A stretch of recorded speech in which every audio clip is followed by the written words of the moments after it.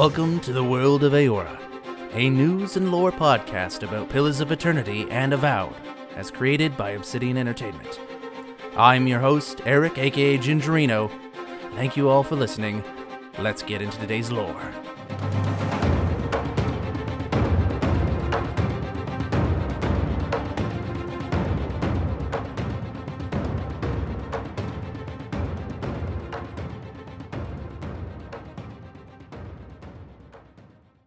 Hello everybody and welcome to another episode of the World of Eora. I'm your host Eric, aka Gingerino.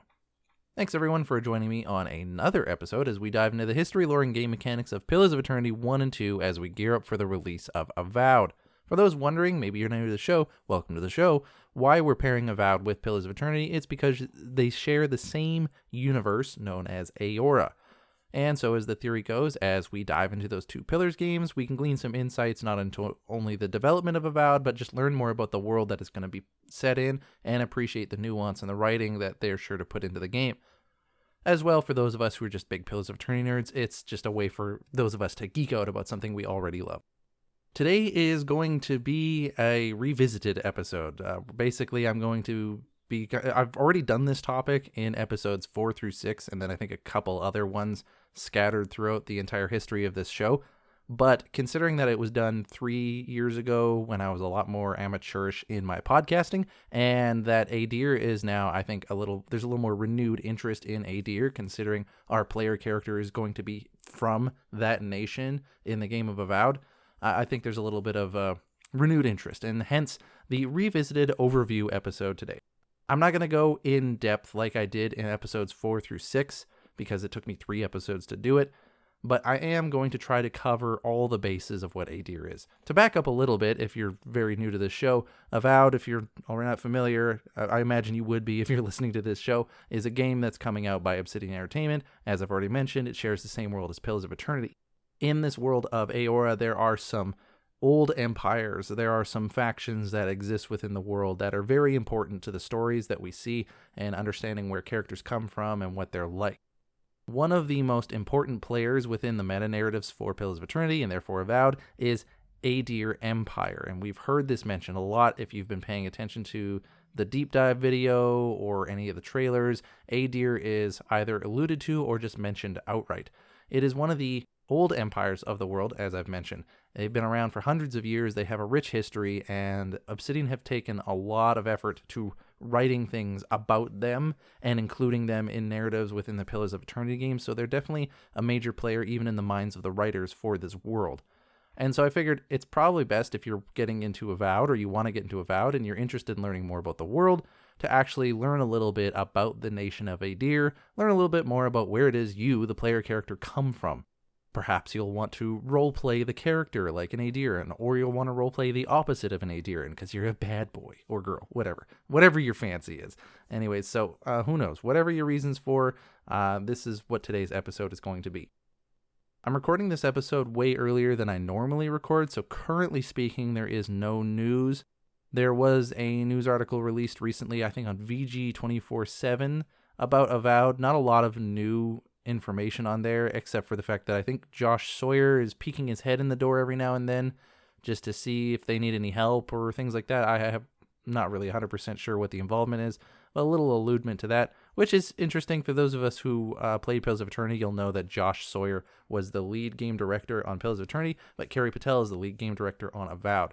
Two very different games, two different directors, but it makes sense that they would collaborate on a certain level. So for some of us, that was exciting news. I'm happy to see people at Obsidian collaborate, but I trust them overall to manage themselves however they want to be managed. So there we go.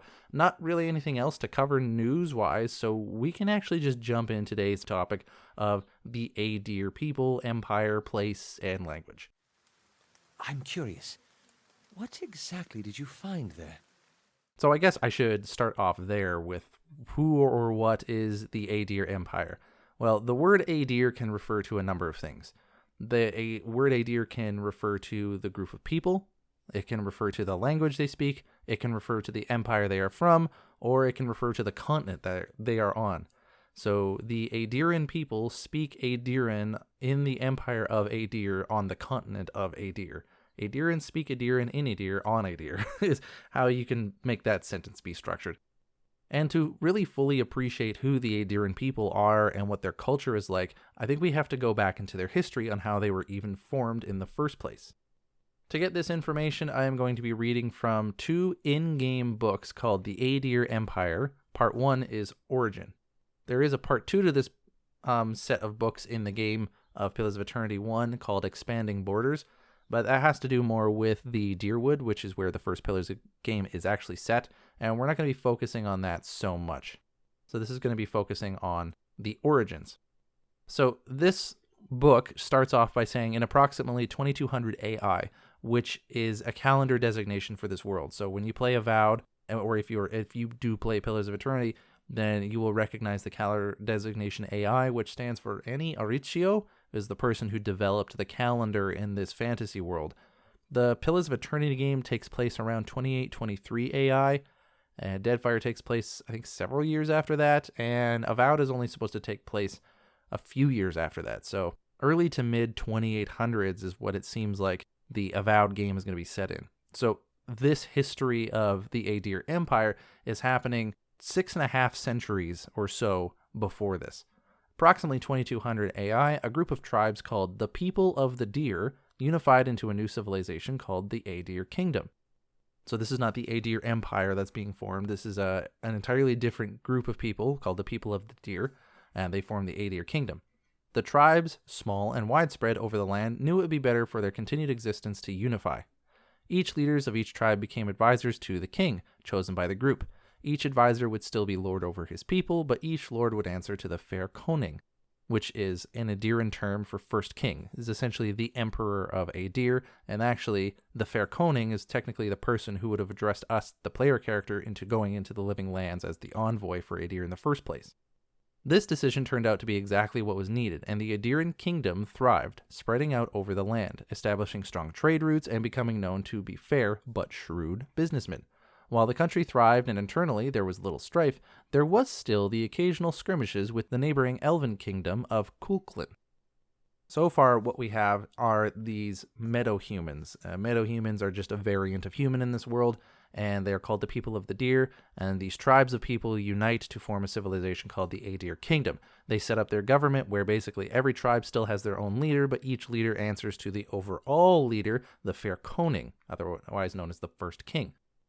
And this cooperation and new style of living bore good fruit, and they became known as fair but shrewd businessmen. They established strong trade routes, etc., etc.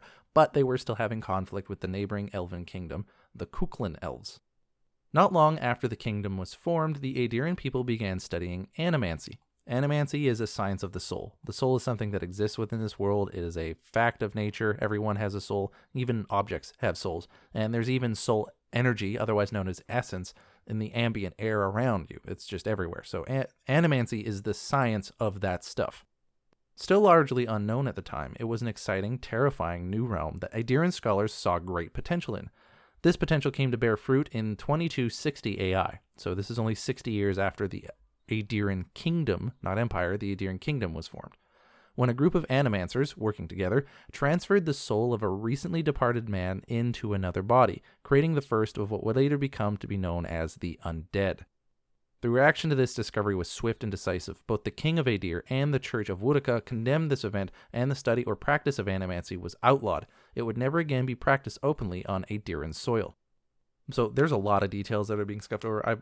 I think this is the Bale Reach incident, or maybe this is something else entirely. I can't recall exactly, but regardless. So 60 years after they formed, they started getting into the science of animancy, a really important scientific field within this world.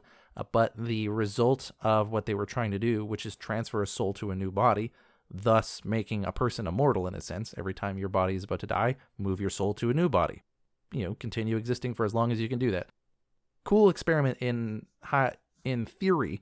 However, what they ended up doing was creating undead. And a large reason that you actually see a lot of undead in any region is because of the effects of animancy. Although the undead can happen on their own, but this is how people were able to create undead. And the reaction to this was very swift and very judicial. Not only did the kingdom decide of it, as in the King of Aedyr decided this, but also the Church of Woodica, which are heavily tied together, the Church of Woodica and the Kingdom of Aedyr. Basically, it's practically a state church, in my opinion. But yeah, they both were like, we're not doing this anymore. Animancy is now outlawed. And that is an important distinction to make for us in Avowed, since our player character comes from Aedyr. We don't have any updates in Pillars of Eternity 2 Deadfire if there was any massive upheavals in Aedyr saying that, like, oh, Animancy is fully unregulated now.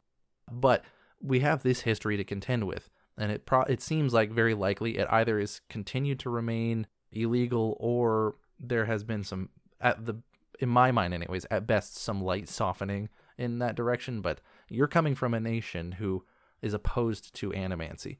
Even if it was legalized at some point, there would still be this like entrenched view that is not necessarily a good thing. And so your player character is coming to the Living Lands, and we know that we're going to run into Animancers that are basically running rampant, doing whatever they want. So how we'll be able to roleplay our reaction to that will be quite interesting. Conflicts with the Cuchulainn elves continued, escalating into a minor war in 2398 AI. So this is nearly 200 years after the Aedyrian kingdom formed. Afterward, a treaty was signed, and the kingdom of Aedyr merged with the Cuchulainn elves to form the Aedyr Empire. With a political and military strife now settled, the Aedyr Empire would become the economic powerhouse, able to provide resources that were hard to find in other parts of the world, and their trade routes became some of the most lucrative in the world. And just by playing Pillars of Eternity, we can see that this is very much true. The Aedyr Empire is widespread, well-known, and in fact, their language, the Aedyrian language, is basically this world's version of Common, if you're used to playing D&D. It's not called Common, but when you go throughout the Dyrwood and you're talking with peoples of different cultures, and they're talking to you in the same language, they're speaking Aedyrian. When you go to the Deadfire Archipelago in the second Pillars game, the people there that are also, again, natives to that area, the ones that can speak to you are speaking in Aedyrian. So it is a very widespread language, coincidentally just like our English. But yeah, so this is the origin of the Aedyr Empire. We have this group of meadow humans, the people of the Deer. They form the Aedyrian kingdom, and they start building their society. After that, they are getting in a war with these neighboring elves, the Cuchulainn elves, which lived in a region of the Aedyr continent known as Seathwood, C-Y-T-H wood. And these Cuchulainn elves and these Aedyrians were at war with each other, and at some point after this war, which was almost 200 years after the Aedyrian kingdom formed, they decided, you know what, we're going to do better if we cooperate and we become one kingdom. So there's no more details here that talk about like what exactly happened, and as we all know, the victors rewrite history. So it could be that the Aedyrians absolutely dominated the Cuchulainn elves in war, and then they just rewrote the history books to make it sound like they were all peaceful and stuff, but we don't actually know. And I am just speculating. That is not me editorializing from some other pieces of lore. We just don't know how the details of it went out. Either way, the humans and the elves of these two nations combined to create the Aedyr Empire, and they are the empire that we see today. Now, by the time of Pillars of Eternity, I am to understand that they are undergoing a little bit of a civilization collapse. They haven't collapsed entirely, obviously, since they're still here for Avowed, but they are not as powerful as they once was. They have some woes and things that they're going through. Now, we can get a little bit more detail on the conflict between the Cuchulainn elves and the Aedyr kingdom before they merged by reading the description of a unique battle axe from the first Pillars of Eternity game in the first expansion of the White March called Wodavis. Or Vodavis? I can't remember how to pronounce it. We'll be doing Aedyrian language later in this episode anyway, so we'll discover how to pronounce this properly. But the description for this unique battle axe says, the Elven kingdom of Cuchulainn warred with the Aedyr kingdom for nearly 2 centuries before the two powers merged. So it sounds like because they were fighting in 2398 and the Aedyrian kingdom formed in 2200, it sounds like basically the entire time that the Aedyrian kingdom were formerly the Aedyrian kingdom, they were basically at war with these elven people called the Cuchulainn. During that time, many of the fiercest conflicts flared up along the edge of the Seathwood, where the two powers shared a border. So again, yeah, these wood elves, I guess they would be, lived in the Seathwood, and the Aedyrian people lived outside of the Seathwood, and that's kind of where a lot of the skirmishes happen. The Seathwood elves used the jungle terrain to their advantage, and quickly became infamous for their cunning and brutal tactics. Skirmishers would fell trees behind invading Aedyrian forces, while druids made more grow in their path, confusing and stalling their foes. They would often pair these maneuvers with devastating lightning-fast attacks surrounding lost platoons and dragging stragglers into the forest. Most notoriously, they would hang their victims from the trees to warn off further attacks. There are some more details that we can learn about the skirmishes and fights between them by reading a description of an item called Bronlar's Phalanx, but I don't think it's necessary for what we want to cover today. So if you're interested in learning more yourself, you can go on pillsofeternity.fandom.com and look up Bronlar's Phalanx, and that'll give you more descriptions of the Aedyran people and their fight with the Cuchulainn elves before they formed the Aedyran society. All of these conflicts, though, however, did culminate to this moment in 2398 AI, where shortly after a treaty was signed. And the story as such, anyways, revolves around the shield bearers of St. Elja, which I've done an episode on, so if you want to go listen to the detailed story there, go ahead and listen to that episode. Elja is spelled Elcga, by the way. Long story short, she was an emissary from the Elven Society, and she had the shield bearers with her, which was her paladin order dedicated to protecting her. And they kind of failed at first, but she went in for a second time, and basically a treaty was formed. And so this is the origins of this empire. Now, there's a lot of lore there that I would love to talk about, but we have a lot to go through today, so I'm going to leave it at that. But I've pointed you in the direction of the episodes that if you want to listen to more detailed stuff about them, go ahead. So now, with the people of the Aedyran Kingdom and the Cuchulainn Elves of the Seathwood merging together to create the Aedyran Empire, what kind of empire are we dealing with? The governing structure of them is heavily tied with the Church of Woodica. Woodica is one of the goddesses of this world. She is the goddess of law, right rulership, justice, and vengeance, amongst other things.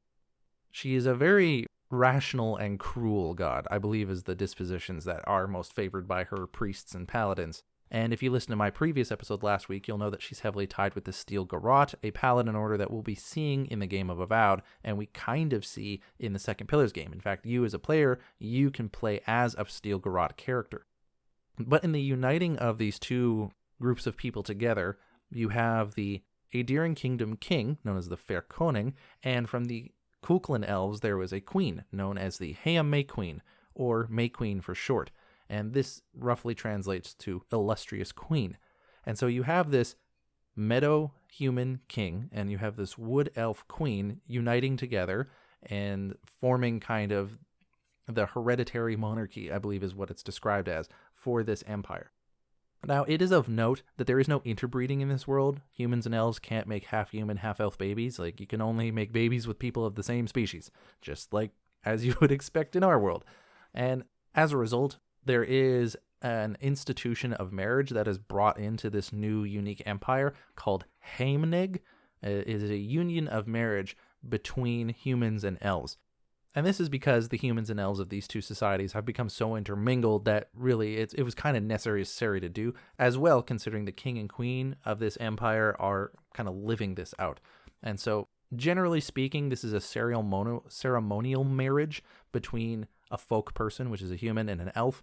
And in a lot of cases, it's uniting two households, right? Because like you still might want to raise a family for the sake of, having offspring and growing your family name larger and having more assets or whatever it is. But you might want to unite two families for a variety of reasons. You might want to do it to consolidate your power. It might be for practical, political, or financial reasons. But there is also the tendency for people to fall in love, and there could be a romantic attachment, because perhaps the family you are raising with your same species spouse and building a family with, perhaps that was one made out of a political gain or for practical purposes. Perhaps you married some woman because she was part of an important family, or you married your husband because he was of good stock. I don't know. But anyway, so that might be that. And then maybe one of those spouses marries an elf in another family for the sake of romance. Who knows, right? So that's the idea of Heimneg. In reading on the Pillars of Eternity fandom website, it says here that Heimnegs cannot be performed unless both parties are already married. I can't find a source for that, so I don't know if that's true, but it's an interesting idea. But yeah, so there's the institution of Heimneg. It'd be interesting to see if that gets brought up, even just, as a mentioned-only thing in the game of Avowed. But Heimneg is being demonstrated by the Fair Coning and the May Queen. And it's not just that. And it's not just them married to each other. They also are trying to maintain their own imperial lines. And so they will have their own same species spouses that they will create kids with, right? So this is really demonstrating what the Heimneg marriage is about, or how it works.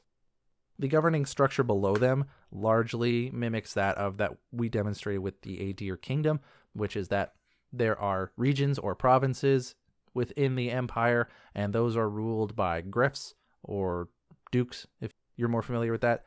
And those provinces are divided into earldoms, so even smaller regions that are governed by earls palanate, otherwise meaning of the palace.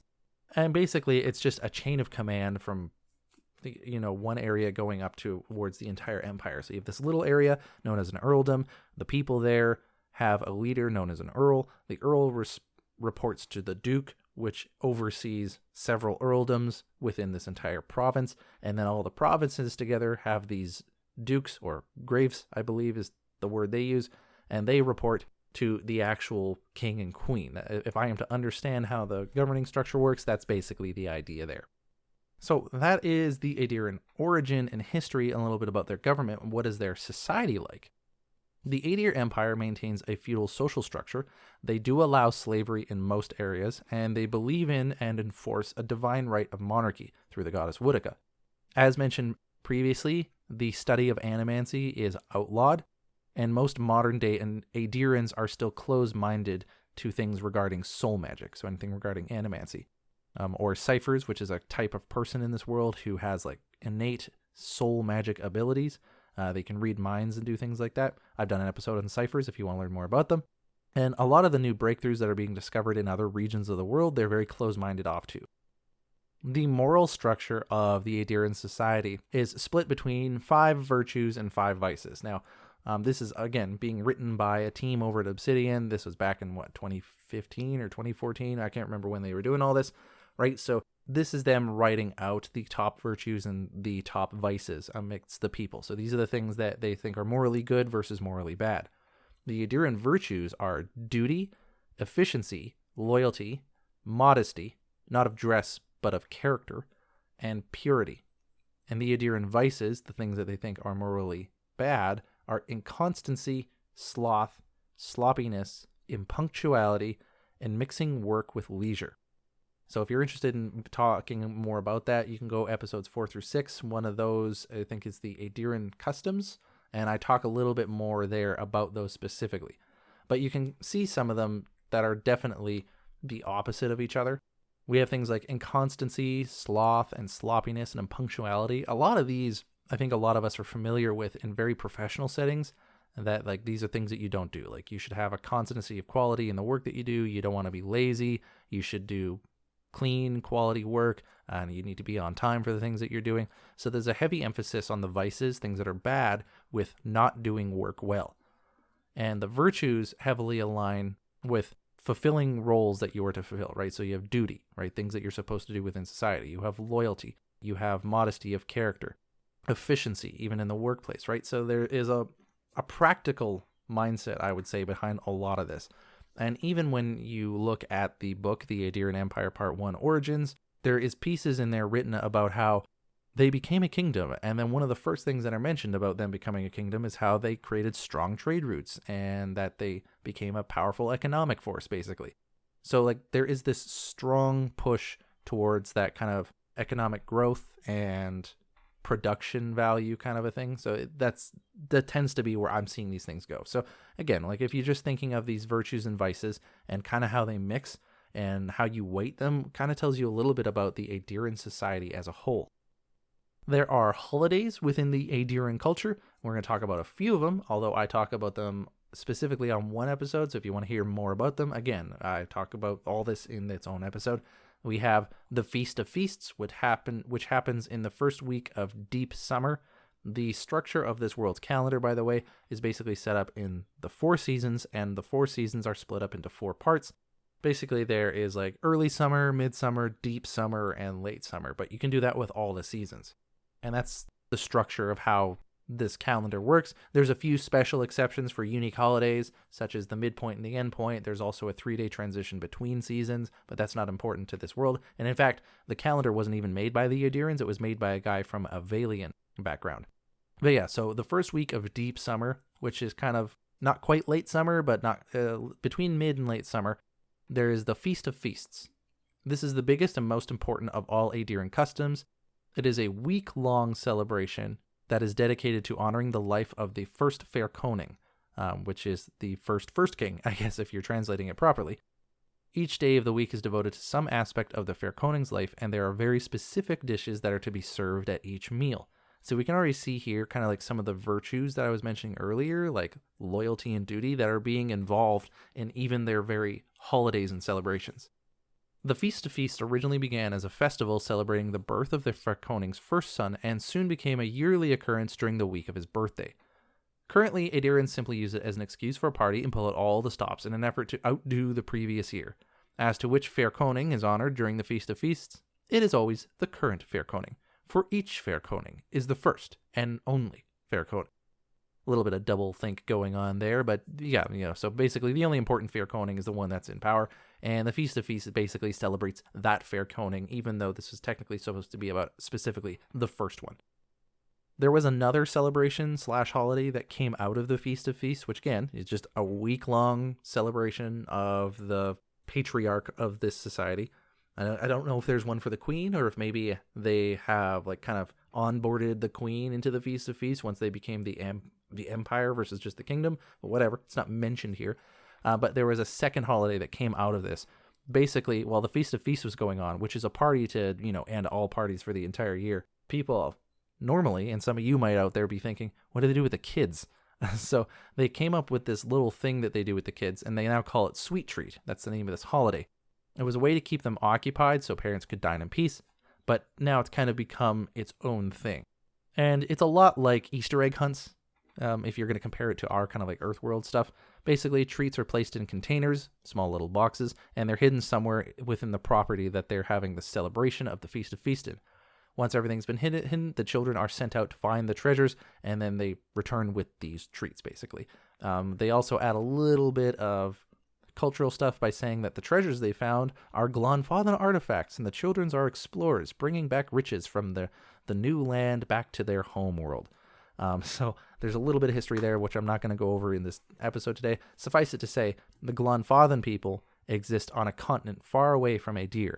But Aedyr is, by the time of Pillars of Eternity, they have colonized it and they're trying to expand. But these native peoples on that continent, there was a bit of a conflict with them for quite a while. Things have simmered down a little bit, but the Aedyrian people were not good to the Glonfathans when they were colonizing. We'll just leave it at that. And this Sweet Treats holiday that they have with the kids is kind of an homage to that, because Aedyrians would travel across the ocean, go to this continent, and then they would basically plunder the holy sites that these Glonfathan peoples held as sacred, and they would take all the artifacts from these holy sites and bring them home as treasure. And so that's what they're getting their kids to now reenact with, that kind of thing. I don't know if by the time of Pillars of Eternity, if that is still going on, or if in the time of Avowed it's still going on, but hey, there you have it. Got to keep the kids occupied somehow. Why not indoctrinate them with that? Anyways, the next holiday is Carnival of the Mask, which started out as, their version of, I think, like a Civil War reenactment, if you will. It basically started off as celebrating the meeting between the Aedyrian settlers on this new continent of the Eastern Reach and meeting the Glonfathan people for the first time. So it was a celebration of this meeting. Like, hey, we discovered a new group of people in the world. This is amazing. It started off as a formal reenactment, otherwise known as a play, but as the tensions between the Glonfathans and the Aedyrian settlers grew, it evolved to be more than that. So now people choose sides, and they come dressed in elaborate outfits depicting which group they have decided to align themselves with. And then everyone attends a masquerade ball afterwards, and basically they have a huge party. So yeah, there's this thing called the Carnival of the Masks, where people show up and they LARP for an entire day, and then they have a huge party afterwards. Basically retelling the history of their people showing up in this new world, if you will. The last holiday that they have is called Winter's End. It's essentially New Year's. I don't know how else to say about it. It happens at winter dusk, right at the end of the year, and it's just a big party. It's just a big celebration. It hasn't changed all the years since it's existed in Aedyr. It lasts for 3 days. I mentioned that there are 3 days transitioning between seasons in this calendar, and basically during the entire transition from winter to spring, they have this massive celebration, and it's essentially a New Year's celebration. Like, hey, we survived a new year, we're entering in a new one, let's all have a party. That kind of a thing. The next little bit that I would like to cover is actually the Aedyrian language, which maybe I should have started out with so we knew how to pronounce some of these things, but we'll just go through with it now. The Aedyrian language, as they know it by the time of Pillars of Eternity, has evolved from a few different iterations. At one point, there was a language called Hillspeak, HYL, speak. And then there was Eldadyrin, which me and a lot of other gamers just call it Old Aedyrin because that's what it sounds like. And now you have modern day Aedyrin. And that is the language that is used in Aedyr. There is Eldadyrin, and that would be like Old English for us. And there is a lot of comparisons to that. Like Old English and modern day English are very different. I don't know if you've ever looked at an Old English, and not just old colloquially. I mean literally the term Old English, and that designation of the language is very, very different. Hill speak, I don't know if there's an actual hill speak. You do get to speak to somebody in the Second Pillars game who I guess spoke hill speak at one point in time. She's an old elf, and she's got a heavy, heavy accent. I can't place it. Almost sounds kind of Scottish to be accent, maybe a little bit of Gaelic in there. I'm not really sure, but very interesting. The Aedyran language do not have the letters J, Q, V, or Z, and some of the letters just are used differently. Like, for example, the letter F often sounds like the letter V. So they have a letter F in their Aedyran language, but it often sounds like our letter V. So, for example, the name Wyflin to you might sound like Wyflan, but Wyflin is actually pronounced Weevlan. So the W there makes a W sound, the Y actually makes an EE sound, the F sounds like a V, and LAN just sounds like LAN. So Wyflin is actually Weevlan.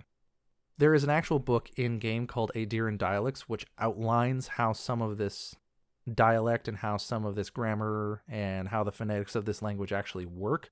And it's really interesting if you're wanting to get into it, especially if you're doing a tabletop role-playing, you want to make it more authentic. But also, as you're playing the game of Pillars of Eternity 1 and 2, you do run into a lot of characters and ideas and concepts that are spelled in Aedyran, like they have actual formal Aedyran names, and knowing how the language is pronounced will help you out. And I'm sure in Avowed, there's going to be some people that show up who have like a CG in your name, and it's going to be important for you to know how to pronounce that particular pairing of letters.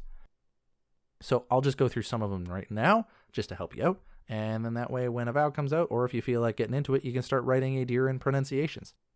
EA, the letters EA create an Aya sound. Sounds like Heya. EO sounds like AO, as in the word Eora. EY is pronounced A, such as Wraith.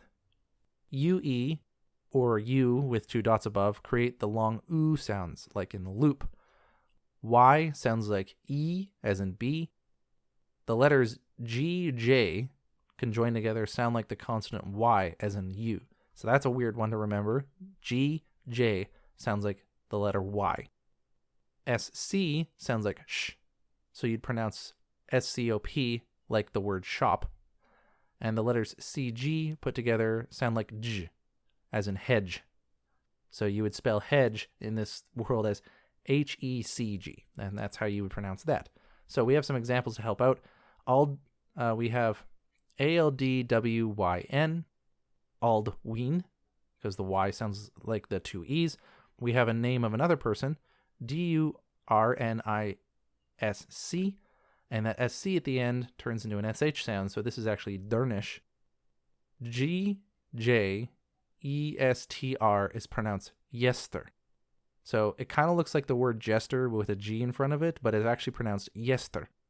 A word SLECG is pronounced sledge.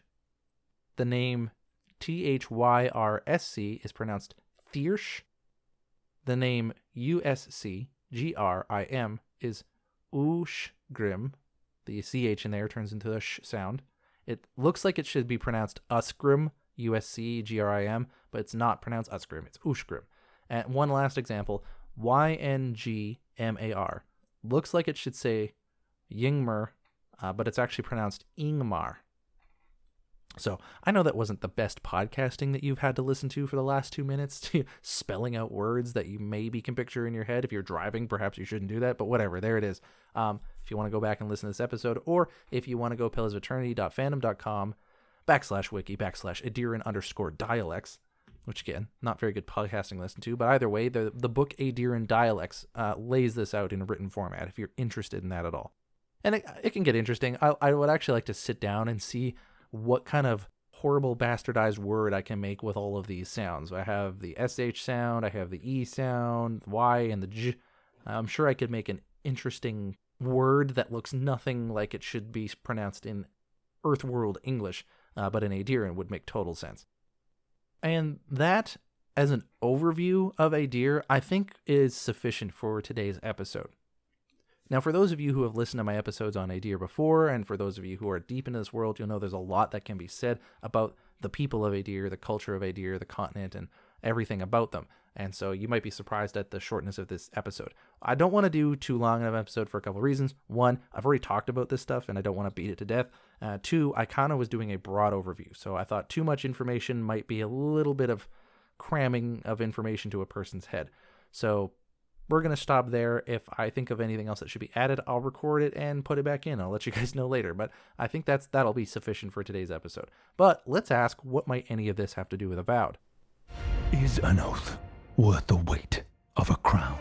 So we covered a lot of ground today on the Aedyran people. We learned about the origins of the Aedyr people, which might not come into Avowed quite a lot. It might just be mentioned only, but perhaps it'll be one of those things where you as players, if you know this information, that perhaps things that are mentioned in the game or books that we read might allude to, like the Cuchulainn Elves of the Seathwood or something like that. If anything we find perhaps raises questions about how the actual formation of those two societies really went down, maybe we don't have all the accurate information, then, we'll understand that a little bit better. Understanding the society and the governing structure that we're from, I think will help us immerse in the world a little bit better. Like if anyone ever mentions the Fair Koning or the Heame Queen, you'll know that that's the king and queen now, and you'll understand that they are both representatives of these two cultures that came together, and you might even remember the idea of Heimneg. In fact, we might even run into people in the Living Lands who are expressing this institutional marriage of Heimneg. We might have this family of humans and this family of elves that are together in one household, and we'll understand that better now.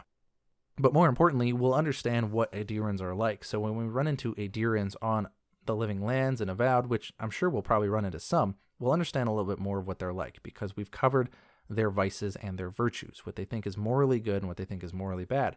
As well, it plays into your player character, because you coming from this society and you're an envoy of the Empire itself. So in a sense, you're supposed to be representing their values.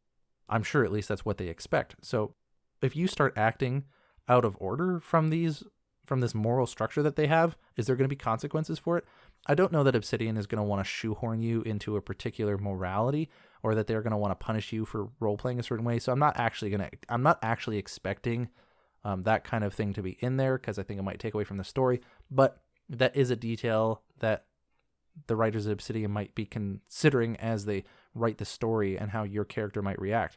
Are you going to act like an Aedyran person, or are you just going to be acting like anybody? And how will the Aedyran people, or even the Emperor, react to those behaviors? And we learned a little bit about some of the holidays, which was just mostly for flavor. I think by looking at the holidays, even of a fictional group of people like this, that we can really get an idea for what it is they're about. Like, they party hard. Clearly, they have a week-long party. I don't even think I can't even think of that happening in the real world. Is there any like week-long celebrations where there's just a party hard for an entire week? Granted, the weeks in this world are only 5 days, but still, they party hard, but they also work very hard. And they place a lot of value in recording history and reenacting that kind of a thing. So I think that looking at the holiday celebrations not only just adds flavor, but it really gives you that more subjective insight into what their nation is like. But lastly, we finished off just looking at some of the Aedyran language, which I think for the game of Avowed, the holidays, I don't think with Avowed will do anything unless we happen to be in the Living Lands during one of the holidays. And so if maybe all the Aedyrans we run into are just partying hard because they're in the middle of the Feast of Feasts, and even though they're in a new area, they're going to celebrate it, damn it. I don't know, but that would be interesting. I doubt that'll be implemented, but who knows. But the Aedyran language, I'm sure, will come up in the game's written portion. So like with dialogue, you'll get to see how the pronunciations are made, or for in-game books of lore, we might actually get to see journal entries of how names are actually pronounced. And that just to me adds more immersion and flavor for what the Aedyran people are like. I don't think it's necessary for the world, but hey, it's good to know that if you see a GJ in someone's journal, that it's pronounced like a Y. Kind of like Jesus would be Jesus, like the name Jesus spelled out would be Jesus in some other places, but this is just GJ instead of just a J. So I don't know. That's just an example that comes to mind. Anyways, so that's as far as I think that will affect Avowed. And yeah, For me, the purpose behind this episode is just because we're coming from Aedyr, so I expect that we'll also run into Aedyrans, and knowing the Aedyr people and knowing all this Aedyran information just might add a little bit of nuance to the writing and the experience of Avowed. Again, Obsidian have said many times that you don't need to know anything from the either Pillars games to enjoy this game, and I fully stand behind them on that. I think that, yeah, if that's how they're designing Avowed, then that's cool. That being said, I'm sure knowing this information is also not going to make it a worse experience, so there you go. That's everything for today's episode. Thanks everyone for listening. Because I'm recording this pretty early on, I haven't actually gotten pretty far into any games I've been playing. I'm still playing Skald against the Black Priory right now. That's kind of the main thing I'm going through.